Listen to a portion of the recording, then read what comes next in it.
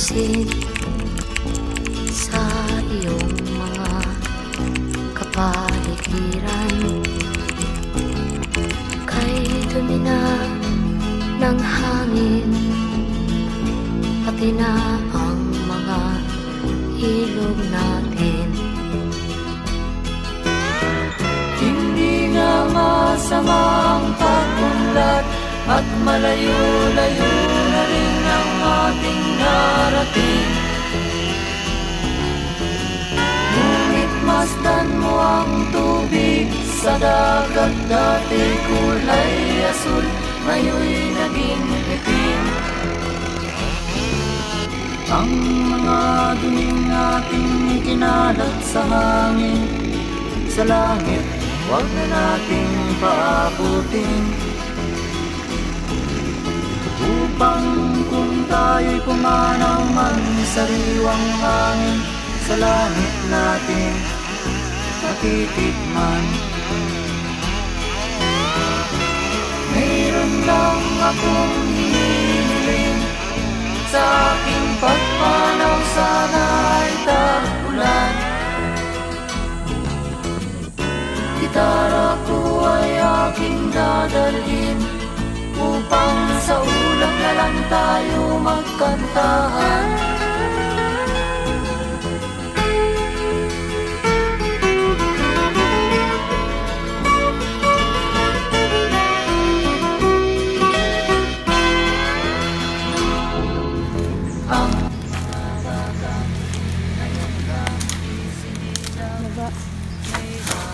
Hey Bes, plano mo ba maging tree cutting expert?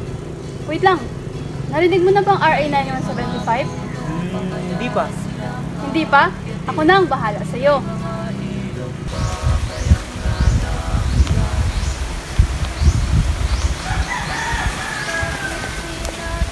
Sabi sa RA 9175, hindi ka pwede magputol ng puno na parang nasa action movie scene. Dapat may permit ka. Kung wala, yari ka. Penalty? Ha! Hanggang 6 na taon sa kulungan.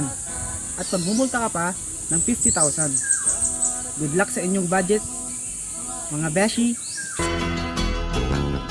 Darating ang panahon, mga ibong dala ay wala nang madadapuan. Masdan mo ang mga punong dati ay kay tatag, ngayon'y namamatay dahil sa ating kalokohan.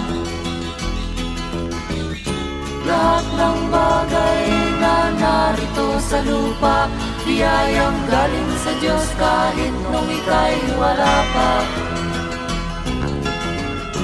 Ingatan natin at huwag nang sirain pa, pagkat pag kanyang ginawi tayo'y mawawala na.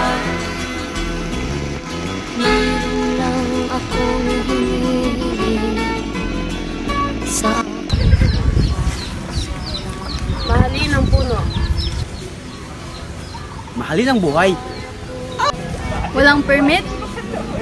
Bawal mag-chainsaw! sa ulap na lang tayo magkantahan.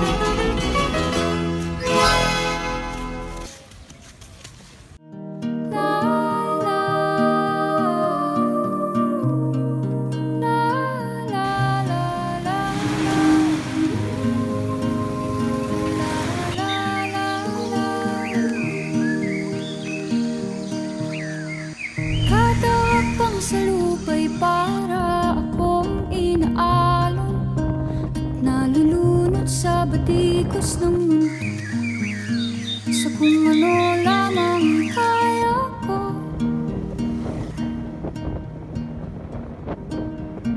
Bigang-bigaan sa mga problemang di masolusyonan agad, parang wala nang bukas. Pwede ba?